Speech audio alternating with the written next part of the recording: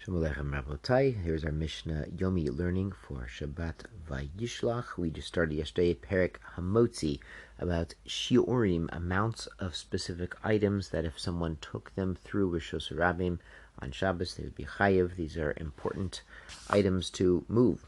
So we are on Mishnah Bet in Perek 8. Hamotzi Chevel. Someone takes out some rope.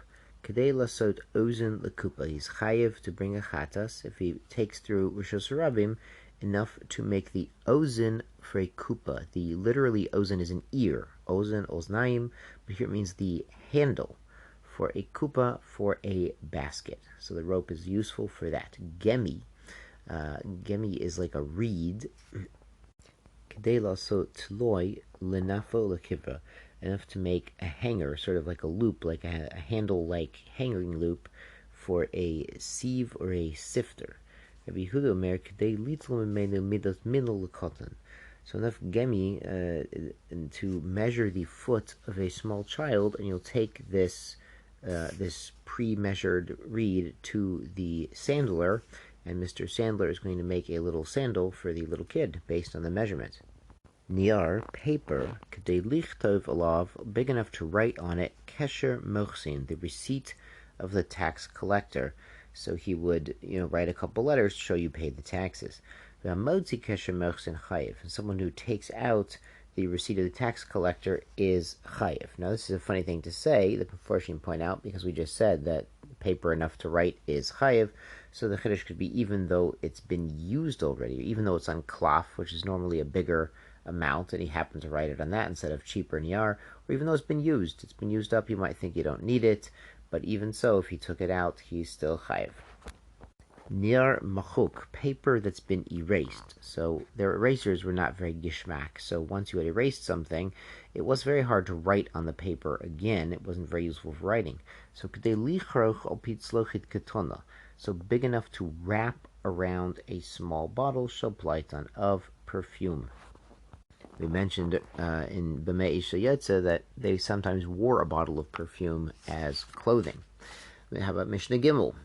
Or leather, k'dei lasot kameya, enough to make an amulet. We also mentioned there that carrying out an amulet from a mumche, from an expert, that was sort of a decoration, a clothing, and not a carrying. But not a mumche was not. So this kameya is sort of this leather amulet with some sort of something inside, as like a segula or a refuah or something like this. A cloth is parchment, k'dei lichtov alav prasha katana shebetzfilin, enough to write a Shema Yisrael and Ve'ahavta. When they say Parsha Katana, it's not just Shema Yisrael. I think Ve'ahavta is included as well. But someone please look in the Gemara and correct me if I'm not remembering correctly. Dio, ink, k'dei lichtov shtei otio, enough to write 2 letters. There's a machlokes. The Rashi says just davka, enough to write 2 letters, and the Rambam says it's interesting. The Rambam says you actually need a little bit more than the amount of 2 letters because you lose a little bit of ink on the quill or the pen. You lose a little ink in the inkwell, so it's all you always need just a tiny bit more to actually accomplish the act that they're talking about. Kahol is literally the color. Well, kahol is blue. Kahol is eyeshadow. So we see that sometimes their eyeshadow is blue. Kadei lichol ayin achot, enough to eyeshadow over one eye. So why does the woman only have one eye that she needs to shadow?